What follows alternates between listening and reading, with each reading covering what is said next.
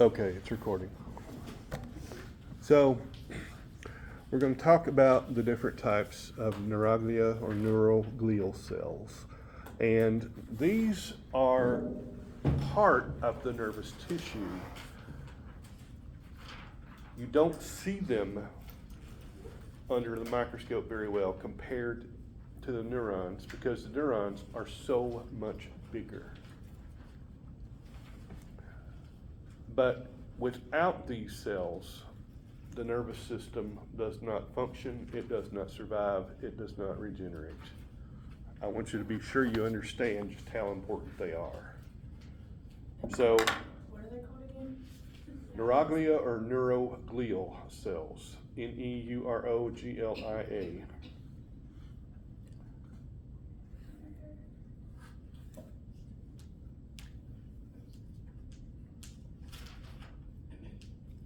And you've got several different types of them.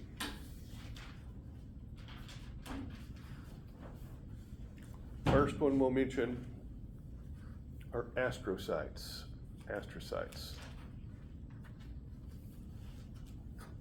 Astro, as you might imagine, comes from the root word for star.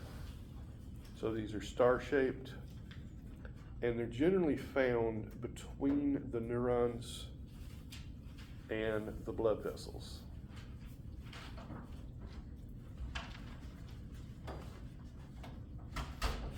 And these provide structural support. They also help clean up excess neurotransmitters, excess ions,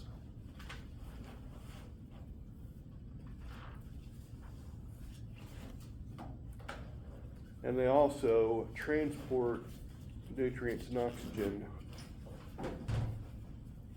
from the blood to the neuron.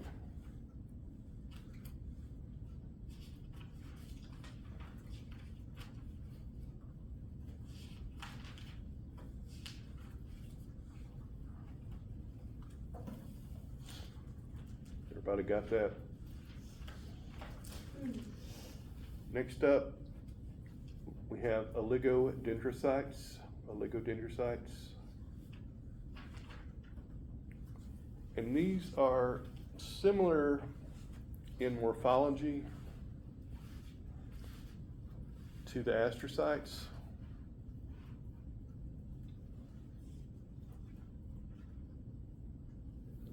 Can you spell it? Oligodendrocytes. I got O-L-I what? Yes. Break it down. Oligo, O-L-I-G-O. Dendro, D-E-N-D-R-O. Cyte, C-Y-T-E. You're really good at spelling. And all this is in the book if you need it. The oligodendrocytes form the myelin sheaths in the central nervous system. Now, if you remember, we mentioned Schwann cells form the myelin sheath in the peripheral nervous system. The oligodendrocytes are the ones that do it in the central nervous system.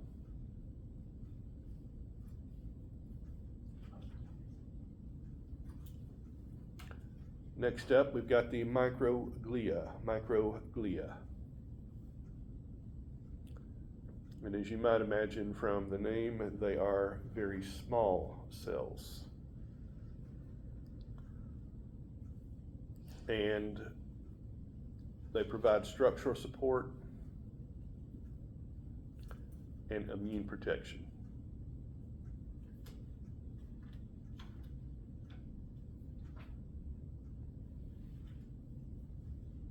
What page are you on? I'm on page 131.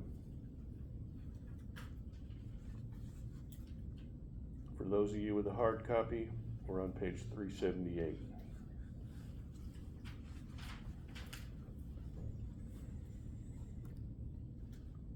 And finally, we've got the ependyma, E-P-E-N-D-Y-M-A.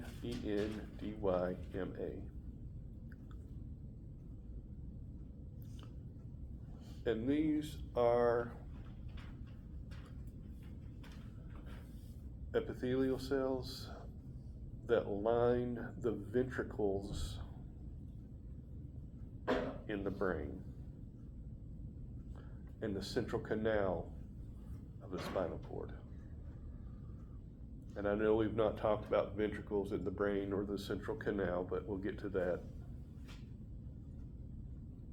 Essentially, they're open fluid-filled spaces.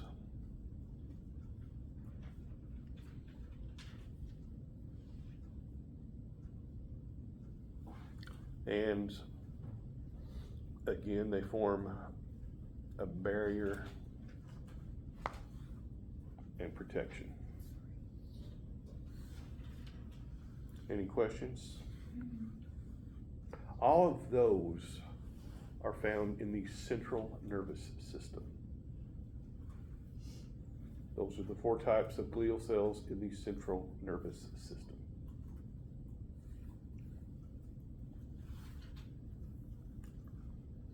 In the peripheral nervous system, you'll find the Schwann cells, which we mentioned. Those are the ones that wrap around the axon. And like the oligodendrocytes in the central nervous system, they also lay down the myelin sheath around the axon. They also mop up excess ions and neurotransmitters. And finally, they aid in regeneration of peripheral nerves.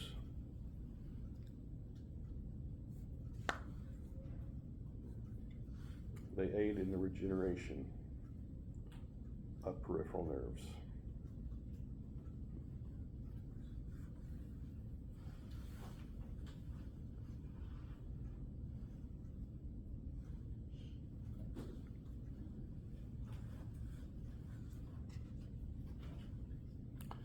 And then finally, we've got satellite cells.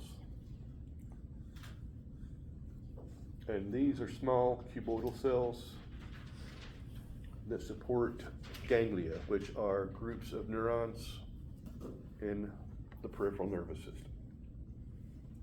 They also act to mop up the neurotransmitters and ions.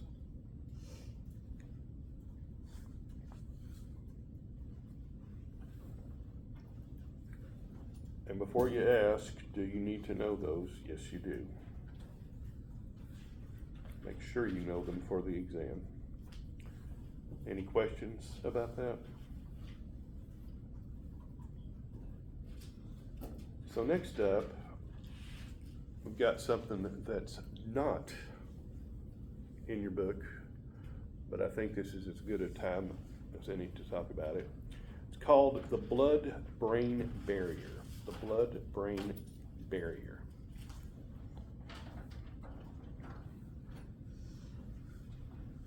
And it's composed of 3 different types of cells.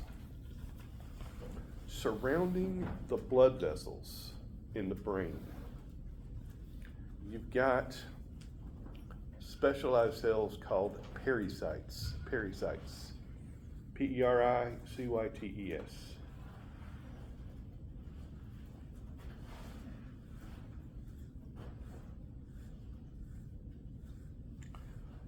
Basically, these regulate the blood pressure in the brain.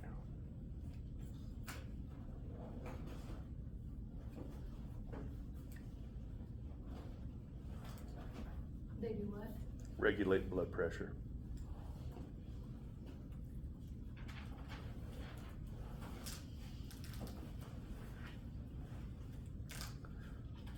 Then you've got a layer of endothelial cells, just endothelial, kind of.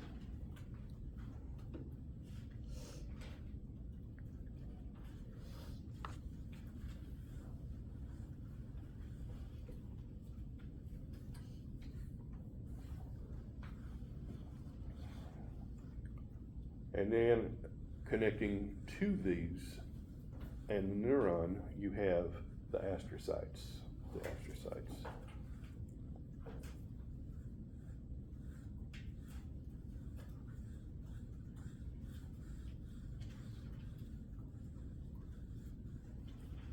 And essentially, that thin layer of endothelial tissue acts as a filter. It is a very, very selective in what can get through it.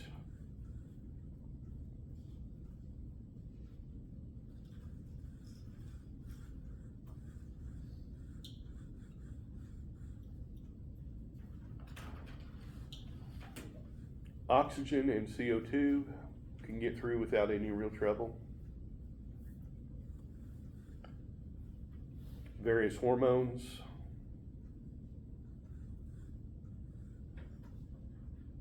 amino acids, and underline this last one, glucose.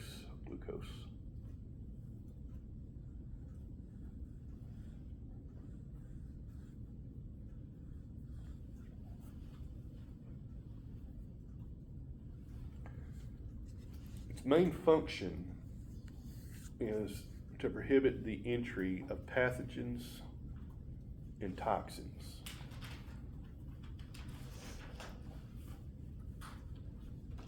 That's why only certain drugs can work, because they can't cross the blood-brain barrier. Generally, large molecules, hydrophilic molecules,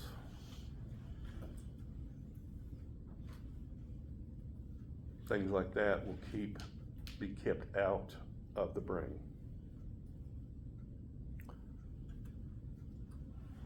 Is everybody clear on that? Any questions? I'm not going to go into too much detail on it, but I want you to be aware that not everything that circulates in the bloodstream can get into the brain. Pretty much anything that dissolves in the blood, ions, things like that, it simply won't make it.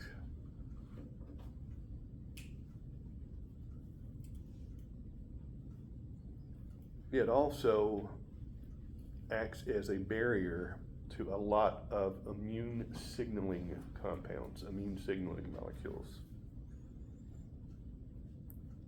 which means you typically will not see an autoimmune disease striking your brain directly.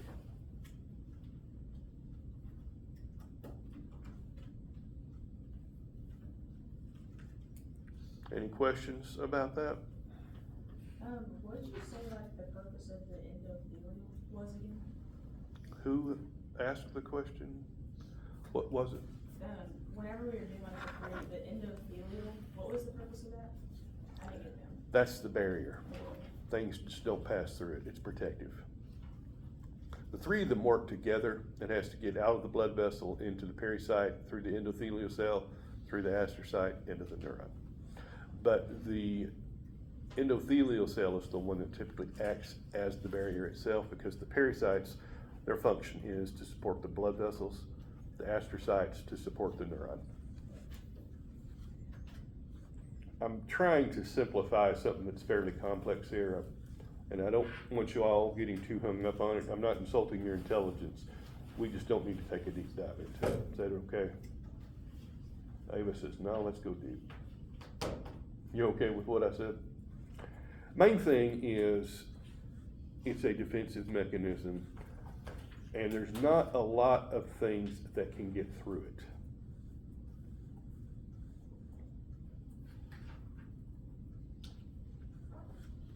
About 98% of the drugs get blocked by it.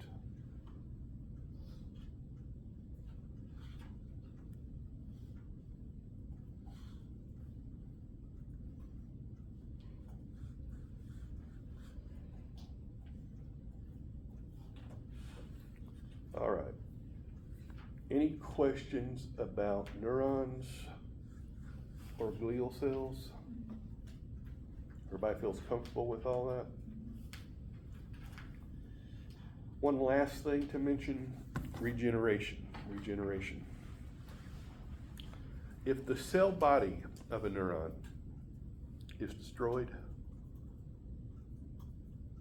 almost always that means the neuron itself will die and it will not be replaced.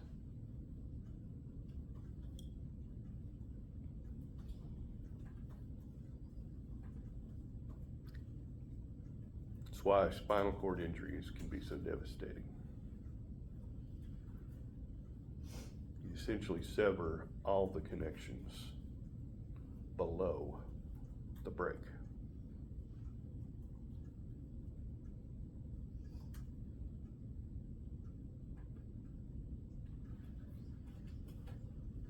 Any questions on that? What about when you get a cut on your finger? You don't lose sensation below the cut, do you? That's because typically what gets destroyed is the axon. The axon gets severed. And everything distal to the break will just break down and die. Distal means downstream. However, as long as the Schwann cells are still there, they can regenerate the axon. And if the synapse forms in the correct spot, it essentially reconnects.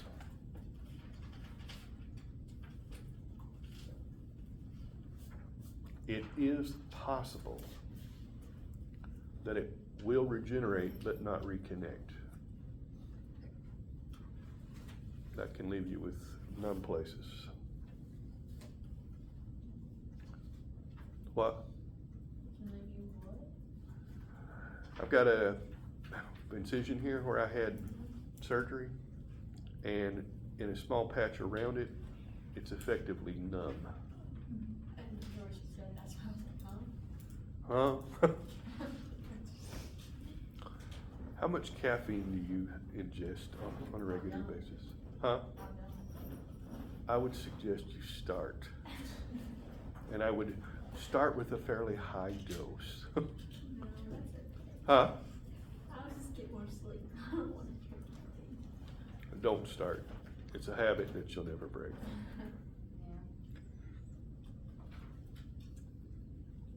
I know I've seen the energy drinks.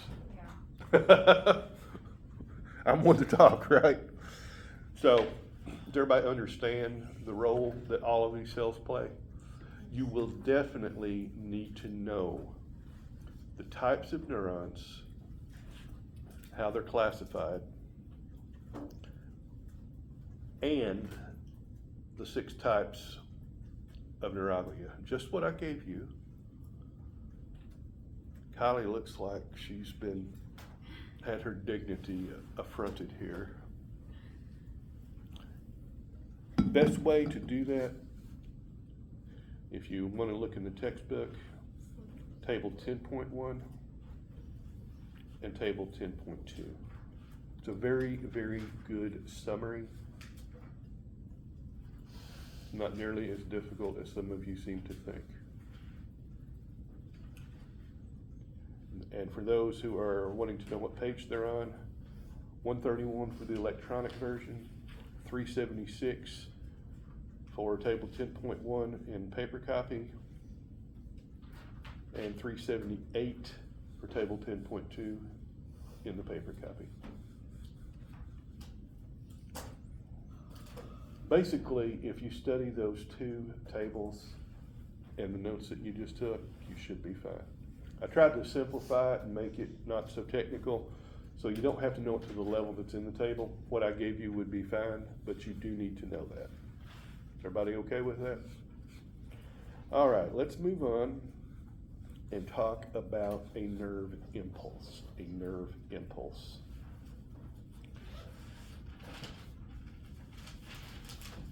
Your book puts a lot of information out there about this process.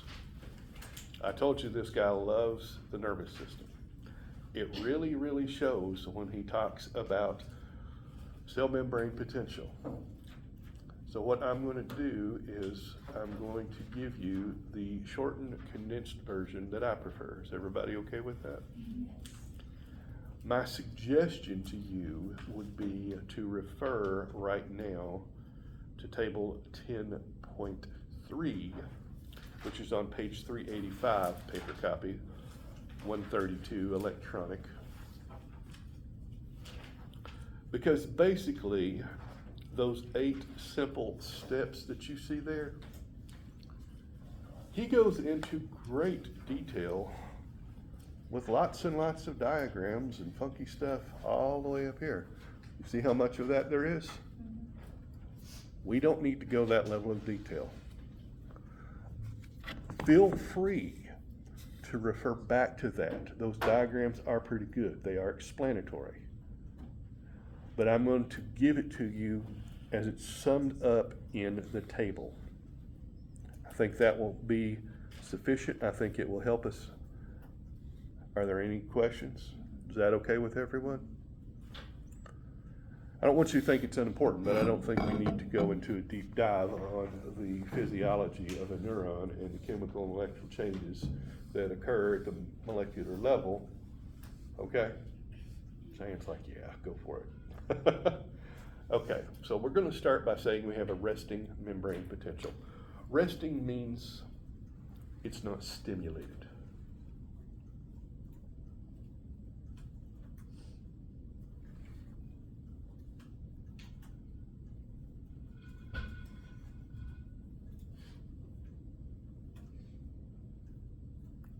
This is the ready phase. Now, since this is going to be based in an electrical change as well as a chemical change, we do have to talk about the ions involved. Essentially, you've got sodium diffusing in and potassium diffusing out.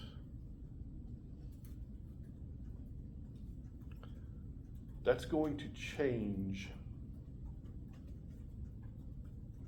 the electrical charge of the cell membrane.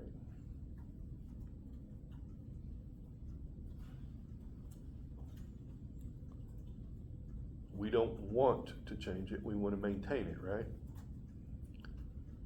So you've got pumps that actively transport these ions across the barrier, across the membrane, to maintain a constant balance. To maintain a constant balance. That keeps it in resting potential.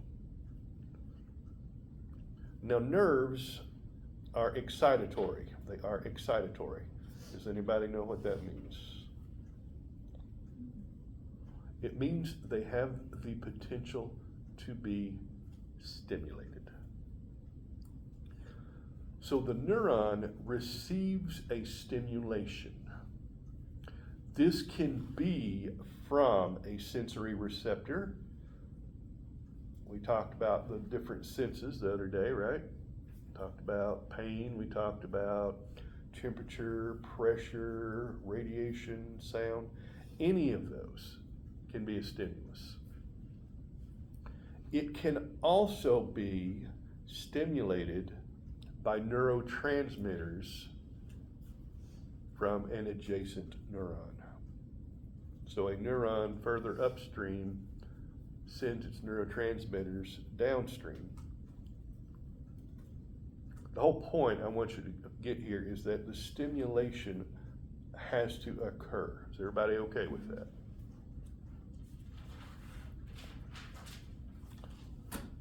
Once that occurs, just like we saw with the muscles, there is a threshold.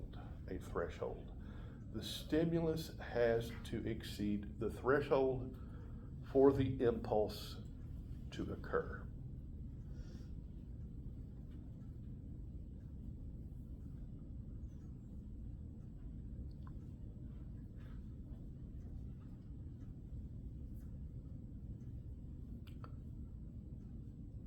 in the axon. Sodium channels open up. Sodium ions move in. Wake up, Jasmine. I know this isn't the most stimulating lecture.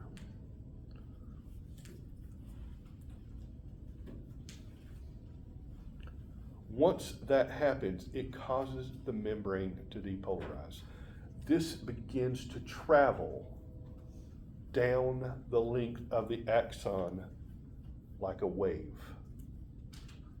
It continues down the axon. As the impulse continues, more and more and more sodium channels open up and the sodium ions go in. Is everybody with me? Behind the impulse, the potassium channels have opened, and the potassium diffuses out.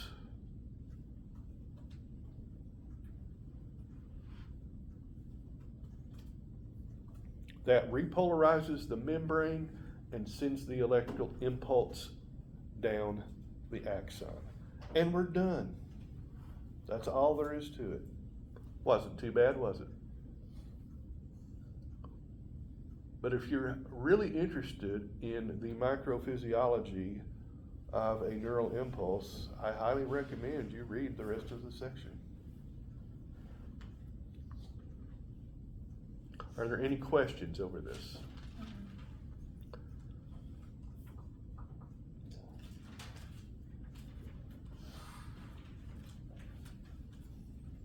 One thing to mention, any of the various disorders that you get in the neuromuscular system, seizures, convulsions, that sort of thing, very often will result from a change in the membrane permeability of the axon.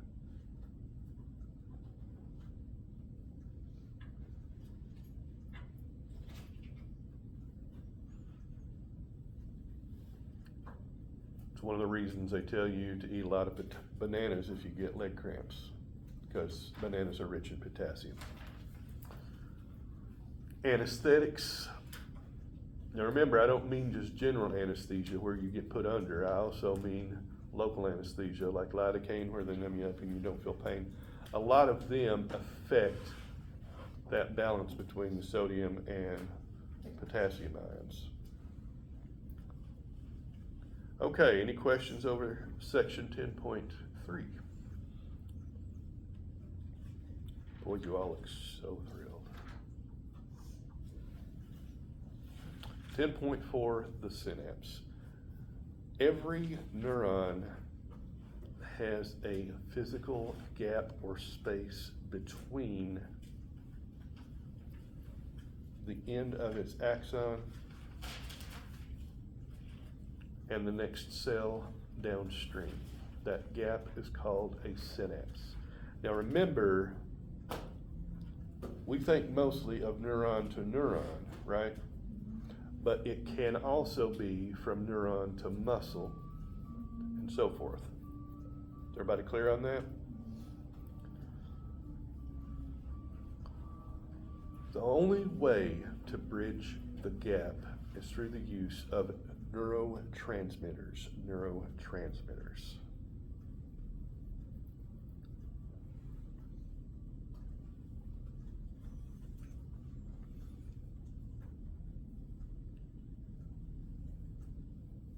And just as we have seen with the neuron itself, ions are involved. The chemical transmitters jump the gap, bind to the downstream cell, and that in turn changes its resting potential once it exceeds an action threshold. Is everyone clear on that? So what different neurotransmitters are involved? There are a lot. The main one I want you to know about is acetylcholine, ACH. This one is found in both the central and the peripheral nervous system. And it controls skeletal muscle contraction.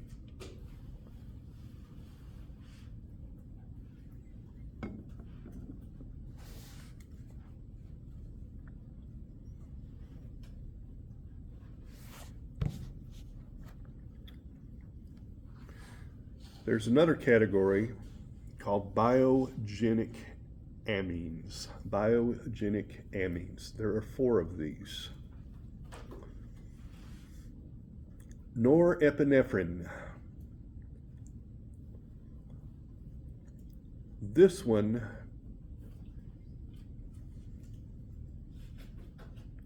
is somewhat of a stimulant. It works on autonomic receptors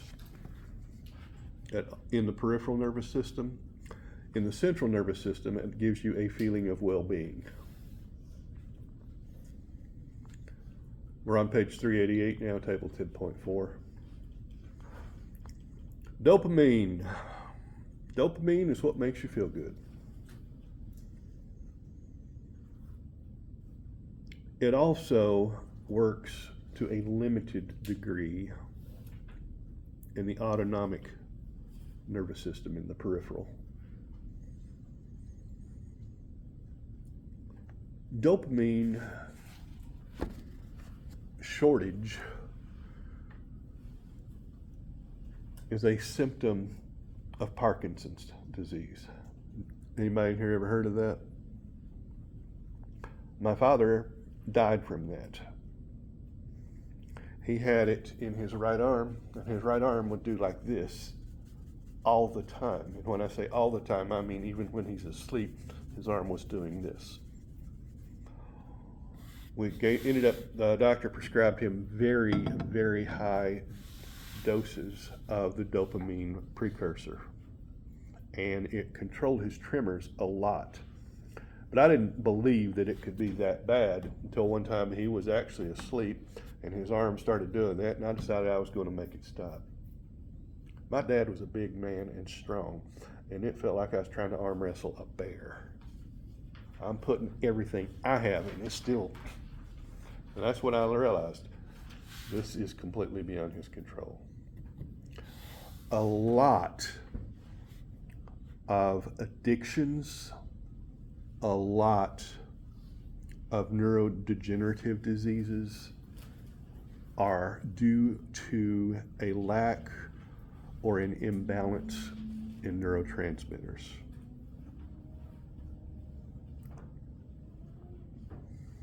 Serotonin, this one regulates sleep.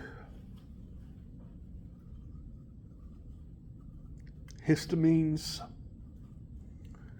in the central nervous system, they promote alertness. In the bloodstream, they initiate an immune response. Anybody here ever taken Benadryl for an allergy? It's an antihistamine. It literally binds up and blocks this neurotransmitter and keeps it from initiating a system-wide immune response. Amino acids, GABA and glutamate. Glutamate acts as an activator. GABA is typically an inhibitor. Neuropeptides, these are short peptide chains. Substance P can affect your pain perception. Endorphins, y'all ever heard of those? Make you feel good. Nitric oxide, does anybody know what that is? It's the soluble form of a gas called nitrous oxide. Has anybody ever heard of that? Called laughing gas. You may have been on that at the dentist's office. Well, as you can see, it affects the central nervous system. Take a look at table 10.5 and just see several of the diseases that are caused by neurotransmitter imbalances. Whenever you hear somebody talking about a chemical imbalance in their brain, this is almost definitely what they are referring to. It means an imbalance of neurotransmitters. Parkinson's, it has a mental component as well as the physical. Terrible disease, wouldn't wish it on anyone.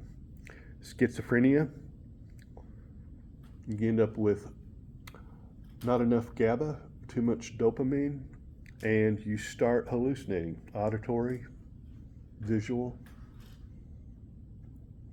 You cannot tell what is real and what is not. It's a very, very frightening disease. Insomnia, sometimes they prescribe you serotonin to take. I've actually taken that a couple times for insomnia. It's very helpful. Hypersomnia, too much serotonin. Huntington's, has anybody ever heard of that? Mm-hmm. It's a terrible, terrible disease. It's genetically caused, and essentially you're deficient in GABA. Most people start to get symptoms in their 20s. They gradually lose control of their nerves. And I mean muscle control, bowel control, bladder control. You lose the ability to walk.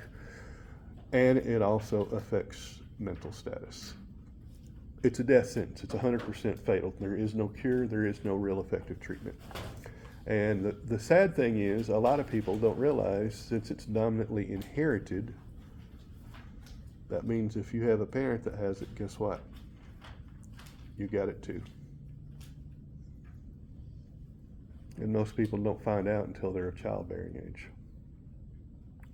Epilepsy, excess GABA.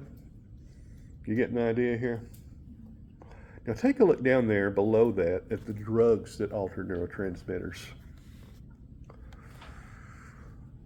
First one they list, tryptophan.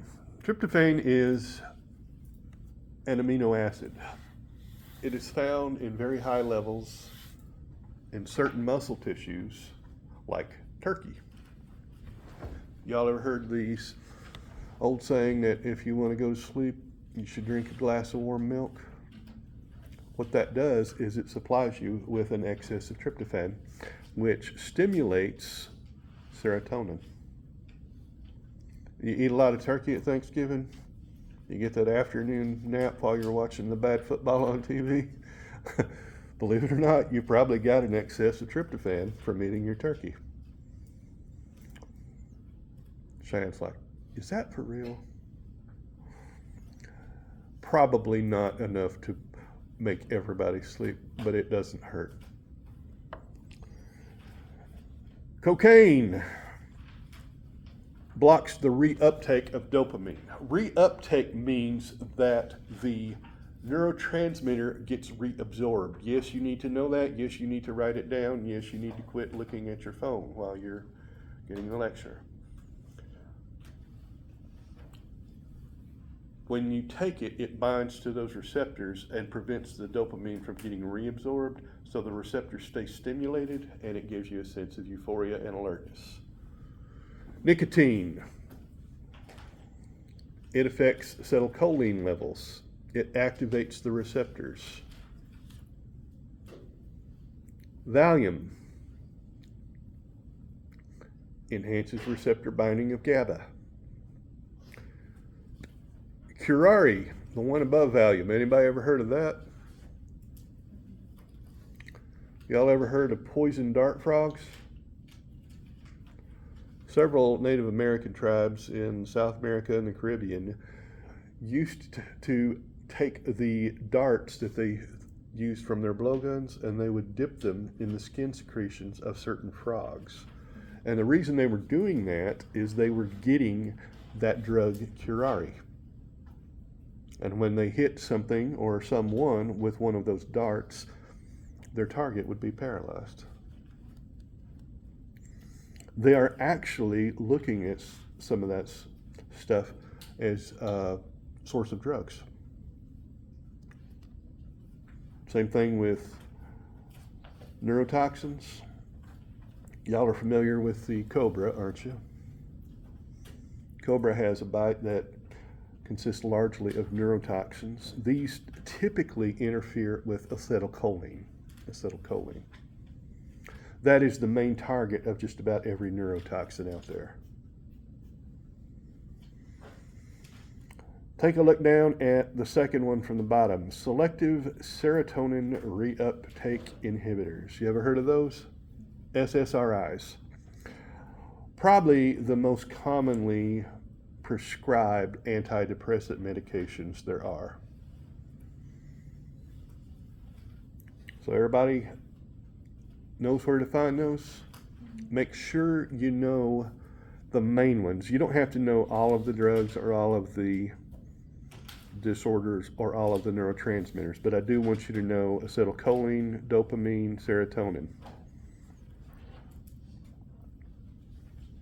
Okay? And know what affects those three. Okay. Impulse processing, section 10.6. Interneurons. If you remember, those are the ones that are found completely within the central nervous system. They're organized into what we call neuronal pools. Neuronal pools. These are groups of neurons that are connected with each other through synapses. They function as a single unit to perform a common function.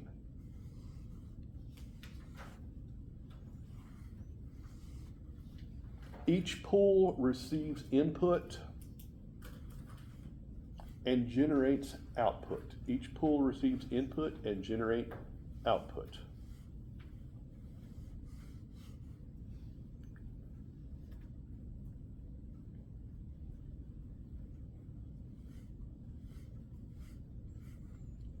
They're subject to a phenomenon called facilitation. And that is where repeated stimulation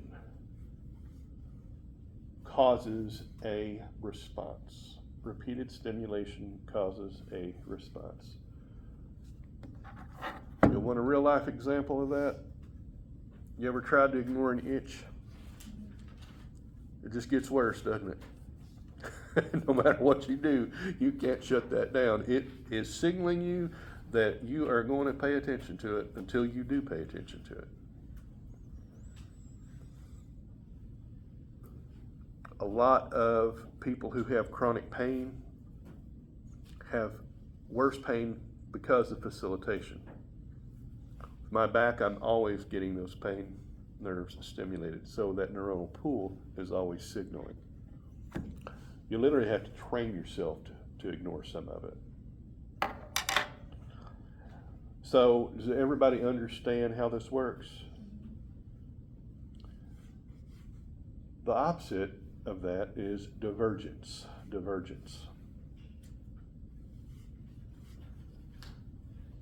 And this is where the axons connect through synapses with several other neurons.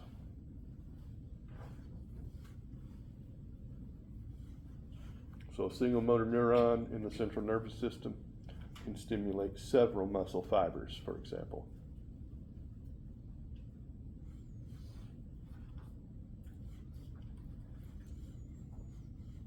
You taste and smell something, and a single neuron gets stimulated, and it stimulates other neurons in different portions of your brain.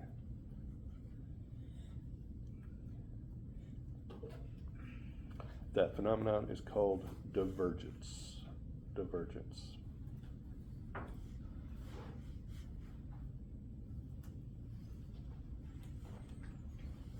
Drug addiction, what causes it? When the drug alters either the activity of a neurotransmitter or a postsynaptic neuron, it's going to either stop transmission or enhance transmission of the impulse. everybody clear on that? In some cases, that's a good thing. If your pain receptors are constantly firing, or your pain nerves, you may want to block that transmission, right? Anybody in here ever been on a strong prescription strength pain reliever? A couple of us? It really does block you out, doesn't it? The problem is those are typically general and they block a lot of things. That's one of the reasons people get kind of stoned on them. The other side of that is it enhances it. It enhances it.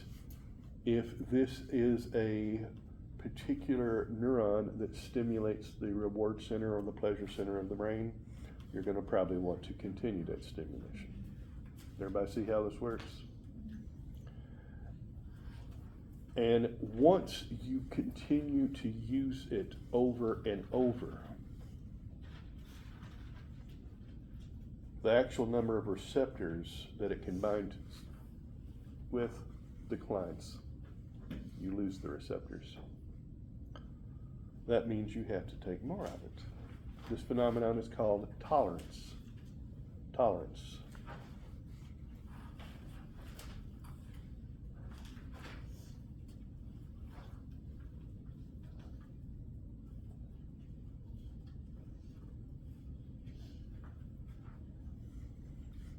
If the drug prevents a neurotransmitter from binding, it's called an antagonist. An antagonist. Typically, it will bind to a neurotransmitter receptor in place of the neurotransmitter. If it binds and activates, it's called an agonist. An agonist. The actual effect depends on what the neurotransmitter normally does. Amphetamine, for example, y'all have heard of crystal meth? It basically is a chemical first cousin of norepinephrine, and it binds to the same receptors. So it's going to act as a stimulant. Valium helps GABA. It's a GABA agonist. It upregulates it. Nicotine normally binds to acetylcholine receptors.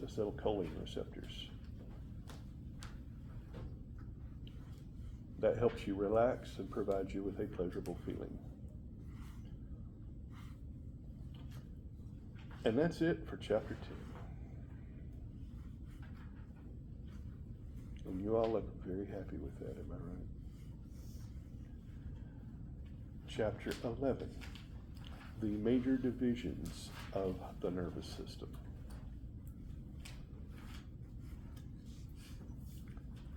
Basically, this looks at how all of those things we just saw in the individual nerves combine to generate a complex response. So the first one we're going to talk about is the central nervous system, the brain and the spinal cord. The brain is the largest and most complex portion of the entire nervous system. It controls pretty much everything.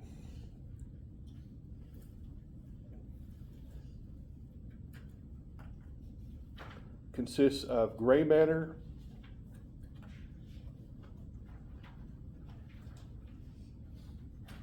which are the unmyelinated neurons, and white matter, which are the myelinated neurons. You'll find gray matter and white matter in both the brain and the spinal cord.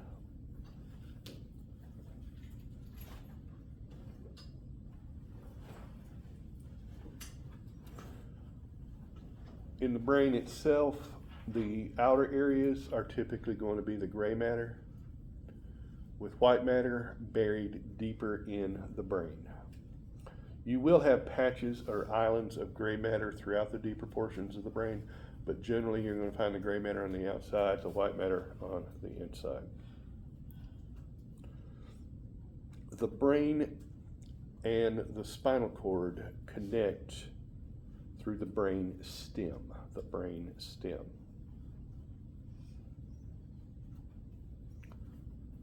The brain stem extends through the foramen magnum, which is the hole at the base of the skull, and merges with the spinal cord.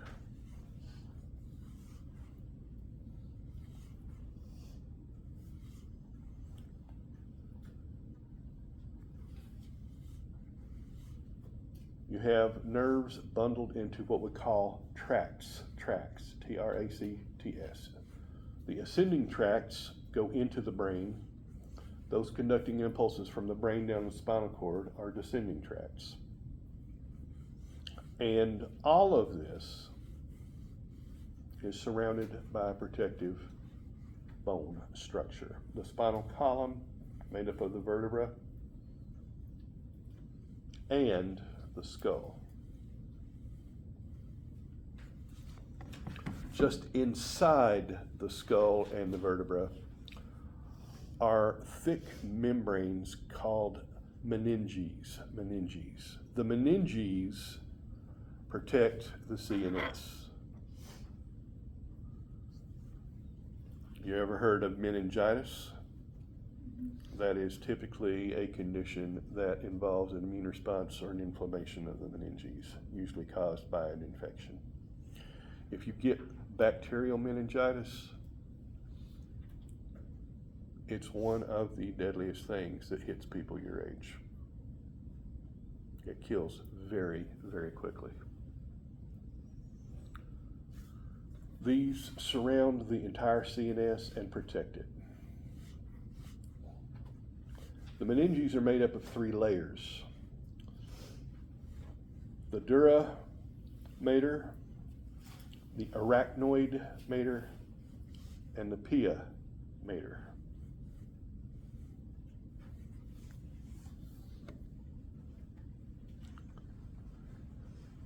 It is densely vascularized, so it has a lot of blood.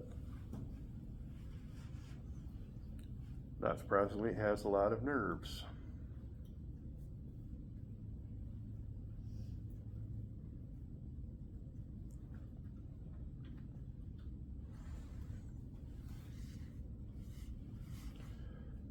The dura mater extends inward between the 2 lobes or 2 parts of the brain.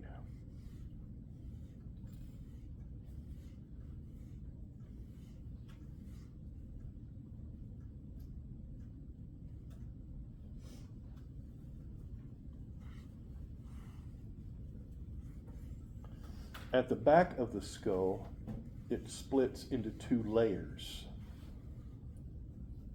These are called the dural sinuses, the top of the skull, the dural sinuses. You have large veins located in the dural sinuses, and those veins essentially drain blood from the brain and return it to the circulatory system.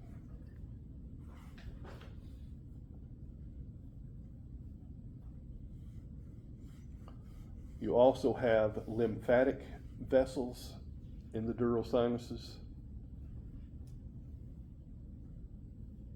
and those play an immune role.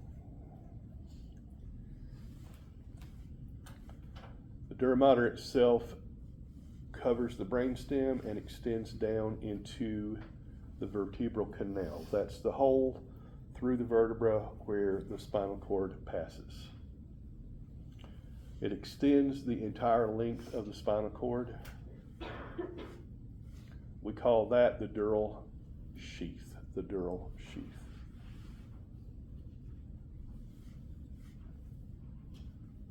It's attached to the spinal cord via ligaments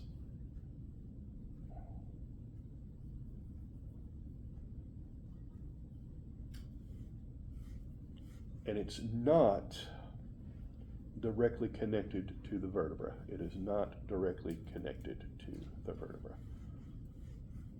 You've got an epidural space between that and the vertebra. Blood vessels, connective tissue.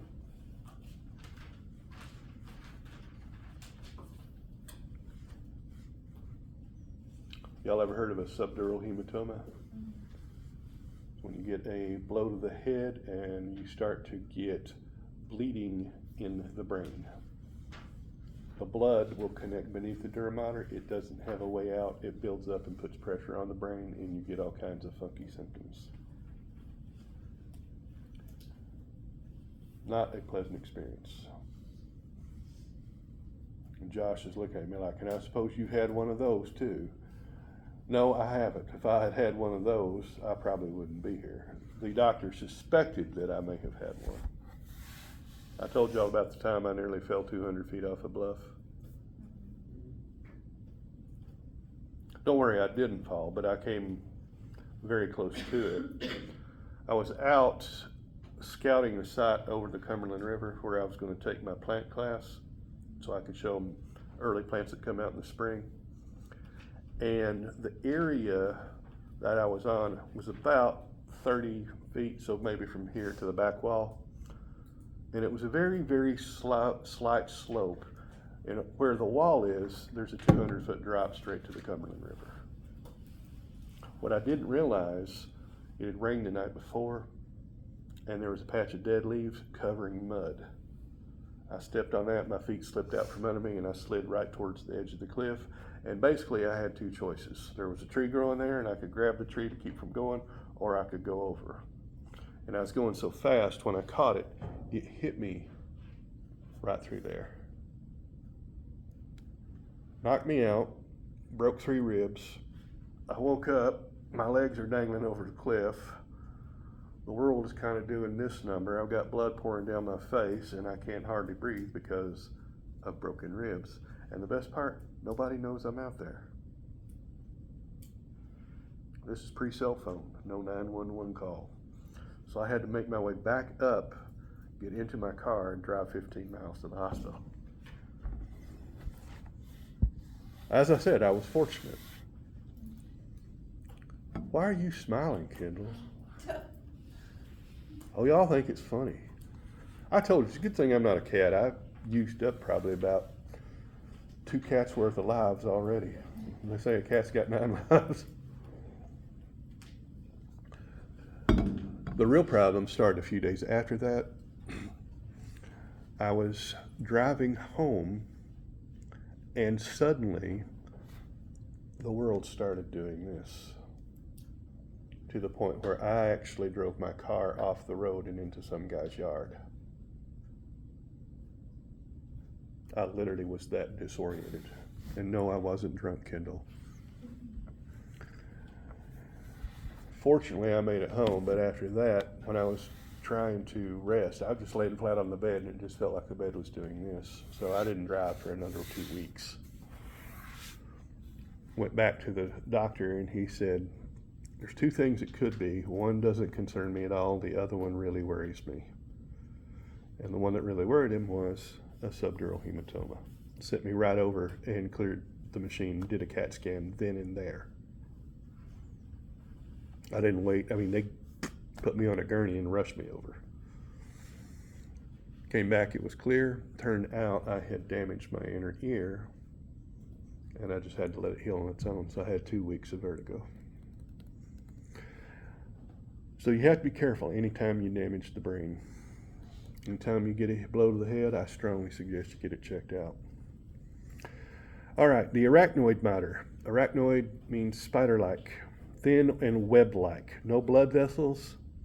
It's located between the dura mater and the pia mater. It basically just covers the brain. Below that, you've got a space between it and the pia mater, and that space is filled with what we call CSF. What does that stand for, Jasmine? What? You said CSF, cerebrospinal fluid. The cerebrospinal fluid is a clear, watery fluid that essentially serves kind of to cushion and lubricate. We'll talk more about that in a little while. Helps protect both the brain and the spinal cord. Y'all ever heard of a concussion? When your brain gets jarred around a little bit, that cerebrospinal fluid helps cushion your brain from impacting the interior of the skull.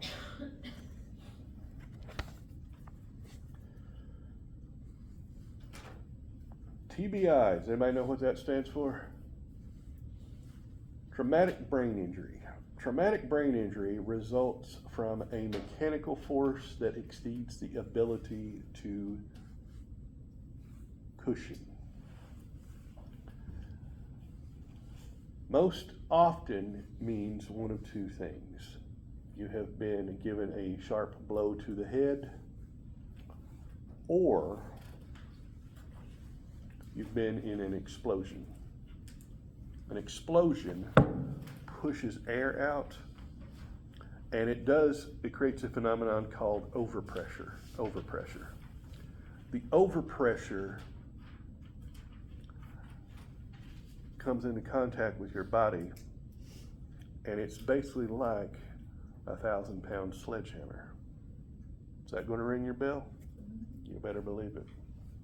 There's literally nothing you can do except be distant from the explosion.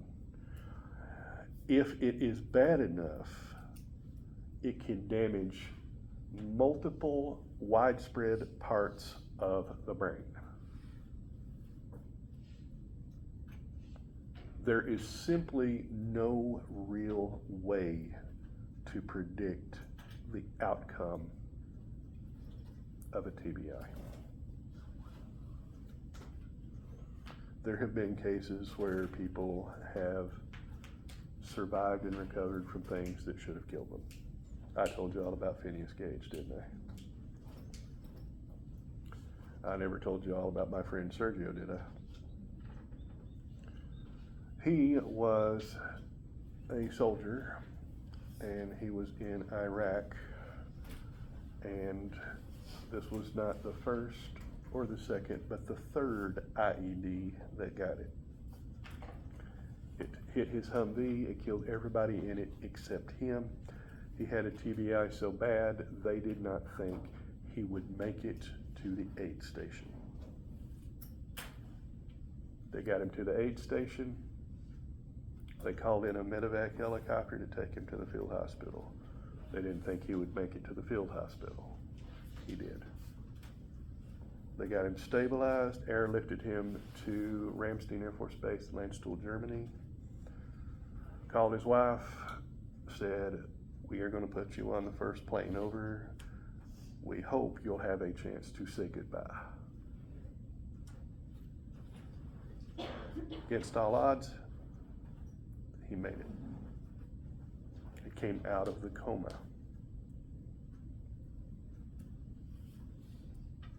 He did have a different personality. As he puts it, today, I'm no longer an a-hole. And he is a lot more patient and a lot nicer. And I mean, he's the gentle giant, the proverbial gentle giant. You do not want to mess with him, though. He'll tell you 5 times, quit doing this, and the 6th time, you decked. Took all his injury money, bought himself a boat and a big truck to haul it, opened a business taking people out on the Gulf of Mexico to go fishing. Still alive to this day. Still doing well. Still married to the same wonderful woman. They got 3 amazing kids. Just shows you, you never know how the brain is going to react to a TBI. It depends on the intensity of the injury. It depends on how much of the brain is involved, and to a lesser degree, surprisingly, the severity. the severity.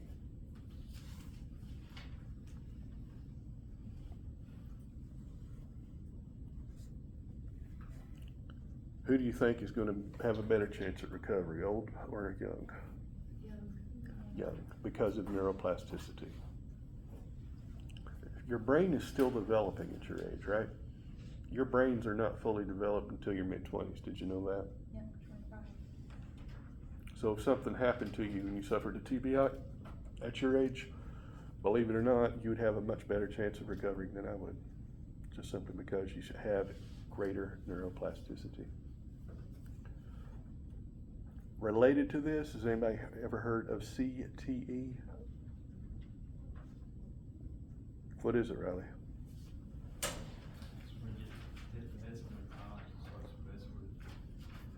Repeated blows to the head cause damage. It's chronic traumatic encephalopathy. CTE has been found in a lot of professional football players.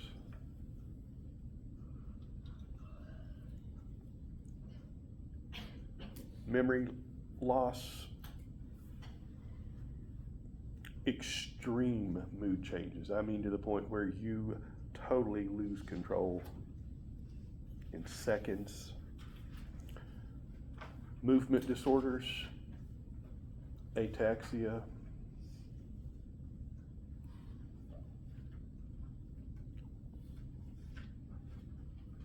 There have been a lot of high-profile cases where ex-NFL players have shot their families and then they've committed suicide, or they've committed suicide at a young age, and they'll very often ask if they'll have an autopsy done to see if they can be diagnosed with it. And what happens when they look at the brains of these players, the brains are essentially stunted from all the repeated head blows.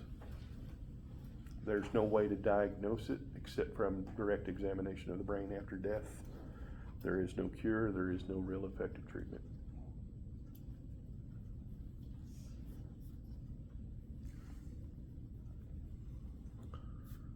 Y'all ever heard of bovine spongiform encephalopathy?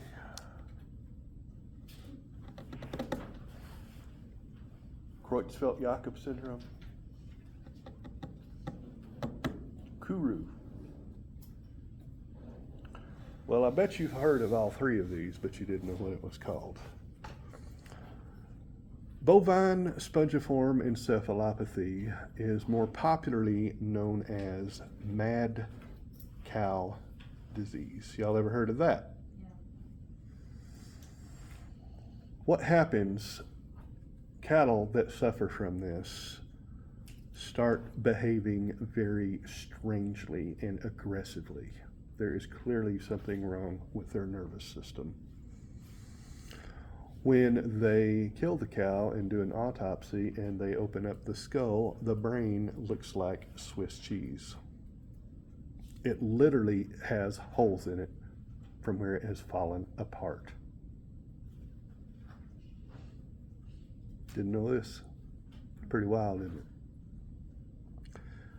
They think that it was transmitted to cattle from sheep. Sheep suffer a similar disorder called scrapie. The sheep suffering from scrapie will rub themselves up against inanimate objects and scrape their skin to the point it causes open wounds, and they eventually die from it. Well, back in the bad old days, one of the things they did with these sheep is they recycled what they could from the carcass. Anybody here ever helped butcher an animal? A couple, three of us. It's a messy process, isn't it? And there's a lot of leftovers. The bones in particular. But bones have protein in them, don't they? Y'all like Jell-O? You know where we get the protein in Jell-O? I'm about to tell you.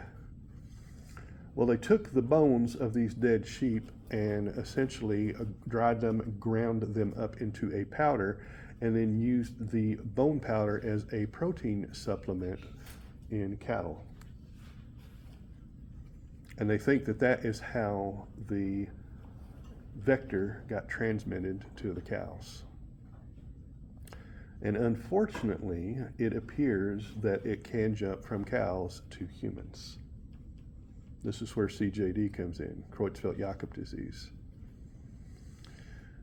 They are not 100% certain it's been transmitted from the cow to the human, but the human form is just like the bovine spongiform. It causes the human brain to get Swiss cheesed and have holes in it, and generally you start to act like you've got one of these other degenerative neural diseases like Alzheimer's or Parkinson's or MS, and you lose all control and die. Y'all want to hear the worst one? Kuru. You've never heard of Kuru? Kuru was a neurodegenerative disease that was found to exist in isolated pockets of native tribes located in New Guinea. Now, New Guinea is a jungle-covered island with very high mountains just north of Australia. A lot of the native tribes there still haven't been contacted to this day. But one of the things they noticed in the 50s and 60s were several of the tribes had people who were suffering from a neurodegenerative disorder that they called the laughing disease, because it would cause people to just burst out into laughter at inappropriate times, kind of like Kendall was doing when I was telling her about my traumatic injury there. Just means you got a good sense of humor. It caused tremors, it caused spasms, jerky motion, and the only thing they could figure out that these tribes had in common was that they were cannibals. They practiced ritual cannibalism on their enemies. Whenever they went to war and defeated their enemies, they would eat the dead warriors of the enemy. And one of the things that was considered a delicacy was the brain. It turns out all of these are examples of a prion disease, P-R-I-O-N. Yes, you need to know what a prion is. It is a protein. Prion means proteinaceous infectious particle. When the prion protein comes into contact with a normal protein, it converts the normal protein into the prion forms. It essentially unfolds and then refolds but misfolds. It starts doing this with the structural proteins in the brain. Once enough structural proteins get misfolded, guess what you're left with? A hole. You get enough holes, you get enough damage, you lose function, and you die. Kylie's like, is he messing with me? It's not April Fool's Day, I assure you. So it looks like it is time to quit, so that's a good place to stop.